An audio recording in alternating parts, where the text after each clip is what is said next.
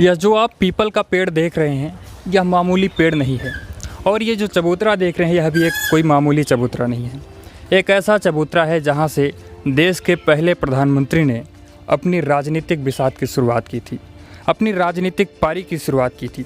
ये वही चबूतरा है जहाँ पर पंडित जवाहरलाल नेहरू पहली बार खड़े होकर भाषण दे रहे थे, अवध के किसानों को संबोधित कर रहे थे। ये वो स्थल है जहाँ से किसानों का मजमा उठा था और पूरे भारत में अवध किसान आंदोलन के नाम से जाना गया था।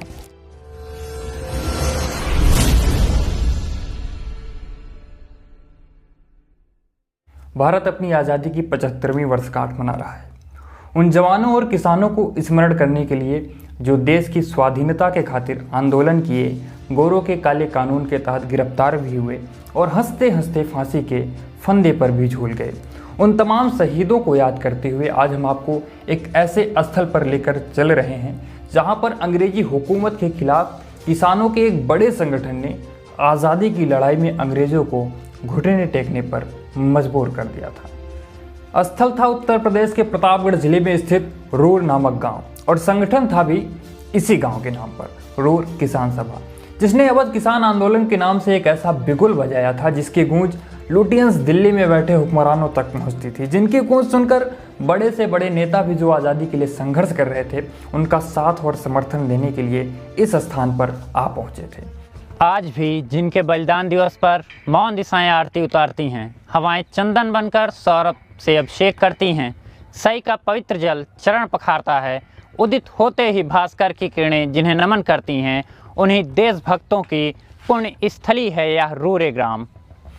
इसी स्थल को एक्सप्लोर करने के लिए हम और हमारे साथी सर्वेश सिंह जी वहां पर पहुंचे और वहां के स्थानीय लोगों से बात कर अवध किसान आंदोलन के बारे में, उनसे जुड़े नेताओं के बारे में और रूर गांव के बारे में बहुत कुछ जानने की कोशिश की है। क्या है इसकी खासियत, क्या है इसका इतिहास? वही 1920 में जी वही आए थे नेहरू जवाहरलाल, यहीं से जो है मीटिंग शुरू हुआ। यहीं स्थल पर बगल में कुआं है, यहीं पे जय जय का नारा होता था, एक गांव से दूसरे गांव तक आवाज़ जाती थी, इसीलिए कम से कम 10,000 की भीड़ होती थी यहाँ पे। यहीं से उसी के नाते वहाँ शहीद स्थल बना। अच्छा, हाँ यही सब है। शुरुआत कैसे हुई इस आंदोलन की? अवध के गांव में ग्रामवासियों के द्वारा एकजुट होकर रामचरितमानस गाने की परंपरा बहुत पुरानी है, और इसी परंपरा के तहत रूरे गांव में सहदेव सिंह ने कुछ किसानों के साथ मिलकर रूर किसान सभा का गठन किया। सहदेव सिंह जो कि पश्चिम बंगाल में एक फर्म फैक्ट्री में काम करते थे और मूलतः इसी गांव के निवासी थे, और उनकी चौपाल गांव के एक पीपल के पेड़ के नीचे लगती थी जहां पर भगवान राम की मर्यादाओं के गुणगान के साथ साथ तत्कालीन परिस्थितियों पर चर्चाएं भी हुआ करती थी। इन्हीं चर्चा में से एक चिंगारी निकल पड़ी जमींदारों के विरुद्ध बगावत की, क्योंकि उस समय यहाँ के किसानों पर ऐसे सैकड़ों प्रकार के कर थे जो किसानों को देने पड़ते थे और न देने पर उनका उत्पीड़न किया जाता था। जमींदारों और अंग्रेजों के द्वारा इस उत्पीड़न पर किसानों ने आखिर मोर्चा खोल दिया, और इसी क्रम में इस सभा के किसानों ने जमींदारों को लगान देने से मना कर दिया, टैक्स अदा करने से मना कर दिया। इस रूरे ग्राम में सबसे पहले रामायण की चौपाई दोपहरी में लोग बड़े राग से कहा करते थे। इर्द गिर्द के क्षेत्र के लोग किसान आकर के मतलब रामायण की चौपाई को सुनते थे, और उसी समय ये इस गांव के इर्द गिर्द जमींदारों के जो माने करिंदे हुआ करते थे, जिलेदार लगान जो वसूल किया करते थे, वो माने गरीबी की वजह से किसान जब लगान नहीं दे पाता था तो वो आकर के माने उनका बड़ा उत्पीड़न करते थे। और जब उत्पीड़न करते थे तो वो कुछ लोग जहाँ रामायण हुआ करता था वहाँ आकर जब चर्चा किया करते थे, तो कुछ दिन के बाद लोगों में दिमाग में आया और उनके करिंदों से लोग गोलबंद होकर के माने जो लगान उत्पीड़न कर रहे थे वो लोग, उनके खिलाफ माने जमींदारों के खिलाफ एक मोर्चा खोला किसानों ने, और वो धीरे धीरे कुछ माने सफल हुए। ये सब वाकया वहीं का एक जमींदार बाकायदा देख रहा था और समझ रहा था। ये एक ऐसा जमींदार था जो किसानों का दर्द समझता था, जो अंग्रेजी हुकूमत के खिलाफ एक बहुत बड़ा हुजूम खड़ा कर उनकी नींदें हराम करने वाला था। उस जमींदार का नाम था ठाकुर झिंगुरे सिंह।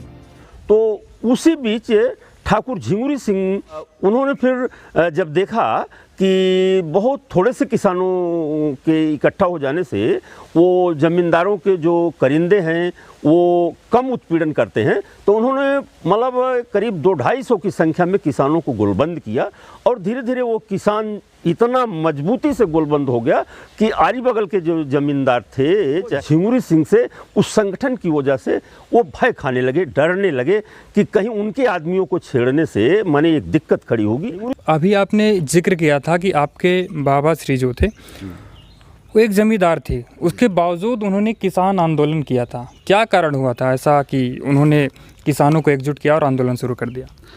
देखिए, हमारे बाबा जी एक जमींदार होने के बाद भी समता में विश्वास रखते थे और सारे लोगों के दुख दर्द को अपना दुख दर्द मानते थे। जब कोई किसी को प्रताड़ित करता था तो उनको लगता था कि ये इनके खिलाफ अन्याय है और उस अन्याय के खिलाफ मुखर होकर के अपनी आवाज़ बुलंद किया करते थे। स्वतंत्रता के 25वें वर्ष के अवसर पर स्वतंत्रता संग्राम में स्मरणीय योगदान के लिए राष्ट्र की ओर से प्रधानमंत्री श्रीमती इंदिरा गांधी ने यह ताम्रपत्र भेंट किया। किसको भेंट किया? श्री झिंगुरी सिंह जी, पुत्र श्री विक्रमजीत सिंह, प्रतापगढ़। वास्तव में आज़ादी के 25 वर्ष पूरे होने के उपलक्ष्य में एक शहीदों के लिए कहला हमारे बगल में ही है, वहाँ पर एक आयोजन किया गया था भारत सरकार की तरफ से। तत्कालीन प्रधानमंत्री श्रीमती इंदिरा गांधी जी वहाँ ही थी और हमारे पिताजी को उन्होंने हमारे पर बाबा श्री झिंगुरी सिंह के राष्ट्र के लिए किए गए स्मरणीय योगदान के उपलक्ष्य में उन्होंने यह ताम्रपत्र भेंट किया था। जमींदार के उत्पीड़न का या अंग्रेजों के सिपाहियों के उत्पीड़न का वो संकट खड़ा होता था तो जय जय सीताराम का नारा बोलते थे। वो जय जय सीताराम का नारा जो है वो एक गांव दूसरा तीसरा खेत में खलिहान में जो भी आदमी मजदूर काम कर रहा था वो जय जय सीताराम बोलता था और वो एक गांव दूसरा फिर तीसरा ऐसे चौथा पांचवा गांव जुड़ता चला जाता था और लोग वैचारिक रूप से इनसे इतना जुड़े थे कि उन लोगों को पता चल जाता था कि हम लोगों का माने किसी संकट की घड़ी में झिंगुरी सिंह काशी, अयोध्या, भगवान दीन, प्रयाग हमको याद कर रहे हैं और वो नंगे पैर ही दौड़ पड़ते थे। जय जय सीताराम के नारे के सहारे ठाकुर झिंगुरी सिंह ने इस आंदोलन को गति तो दे दी थी, पर अभी भी एक कमी रह जा रही थी। यह कमी थी आंदोलन के व्यापकता की, जिस कमी को पूरा करने के लिए उन्हें ज़रूरत थी एक ऐसे बड़े चेहरे की जो इस किसान के आंदोलन को राष्ट्रीय फलक तक पहुंचा सके। आंदोलन की चिंगारी को स्वाधीनता संघर्ष में शामिल बड़े नेताओं तक पहुंचाकर इसे एक आग का स्वरूप दे सके। आखिर झिंगुरी सिंह जी को बाबा रामचंद्र के रूप में एक ऐसा चेहरा मिला जिसने आगे चलकर अवध किसान सभा को न सिर्फ एक नई दिशा दी बल्कि इस संगठन को अवध के क्षेत्र के सभी किसानों की दर्द का आवाज़ बना दिया। पंडित जवाहरलाल नेहरू ने अपनी किताब में लिखा कि यह स्थल उन लोगों की याद संजोए है जिन्होंने दिखाया कि छोटे छोटे मामूली लोग किस तरह बड़े बड़े और गैर मामूली काम कर सकते हैं। यह स्थल उन कई हजार गरीब मेहनतकश किसानों तथा अत्याचारों से पीड़ित ग्रामीणों के आत्मविश्वास को संजोए है, जो भारतीय स्वतंत्रता इतिहास का अध्याय बन गया और उसने भारी संगठन शक्ति का परिचय दिया, किसानों को आपस में एकजुट होकर संघर्ष करना सिखलाया। और यह था अवध किसान आंदोलन और इसके अगुआ थे विलक्षण व्यक्तित्व के धनी अवध के तूफान बाबा रामचंद्र। अवध क्षेत्र में आए इस विचित्र वेशभूषा वाले विलक्षण बाबा का वास्तविक नाम रामचंद्र नहीं था। ग्वालियर के एक छोटे से गांव के महाराष्ट्रियन ब्राह्मण परिवार में जन्मे इस व्यक्ति का वास्तविक नाम श्रीधर बलवंत जोधपुरकर था। अपनी सौतेली माँ के बुरे व्यवहार के कारण छोटी उम्र में ही घर छोड़ दिया था और इसके बाद भारत के विभिन्न हिस्सों में घुमक्कड़ जिंदगी बिताते हुए गिरमिटिया मजदूर के रूप में ये फिजी भेज दिए गए। इनकी विद्रोही गतिविधियों के कारण 1915 ईस्वी में फिजी से निकाला गया और कलकत्ता होते हुए घूमते फिरते अवध क्षेत्र में आ गए तथा जौनपुर, प्रतापगढ़, सुल्तानपुर की अवध किसान बिरादरी में ये काफ़ी ज़्यादा ही चर्चित हुए। झिंगुरी सिंह से बाबा रामचंद्र की लखनऊ डूही गांव में मुलाकात हुई और वह मुलाकात माने किसान आंदोलन, अवध किसान आंदोलन का माने एक मील का पत्थर हो गया। बाबा रामचंद्र झिंगुरी सिंह से मिल करके उनके किसान संगठन को देख के बड़ा प्रभावित हुए और वो झिंगुरी सिंह के साथ रूर गांव वापस आ गए और रूरे ग्राम में वो अपना अस्थायी रूप से निवास बना लिया। वास्तव में बाबा रामचंद्र एक काफ़ी पढ़े लिखे और विद्वान टाइप के व्यक्ति थे। उनकी हस्तलिखित कुछ बातें हम लोगों ने भी अपने बचपन में देखी थी। बहुत सुंदर राइटिंग थी उनकी। वो इतने विद्वान थे कि मैंने बताया जैसा आपको कि पंडित जवाहरलाल नेहरू जी जब अंग्रेजी में कुछ शब्द बोल दिया करते थे तो किसानों को उसको हिंदी में अनुवाद करके वो बता दिया करते थे। तो वो काफ़ी पढ़े लिखे प्रबुद्ध होने के नाते इस आंदोलन को वास्तव में एक बड़े फलक पर पूरे अवध क्षेत्र में, जिसमें आपका प्रयागराज से प्रतापगढ़, रायबरेली, बाराबंकी, सुल्तानपुर, फैजाबाद आदि गांव में, यहाँ तक कि आपने देखा होगा मदारी पासी का जो कालखंड है वो भी इसी से रिलेटेड माना जाता है। 6 जून 1920 बाबा रामचंद्र के नेतृत्व में किसानों का हजूम पैदल ही प्रयाग पहुंचा था गांधी जी से मिलने, लेकिन गांधी जी से मुलाकात नहीं हो सकी।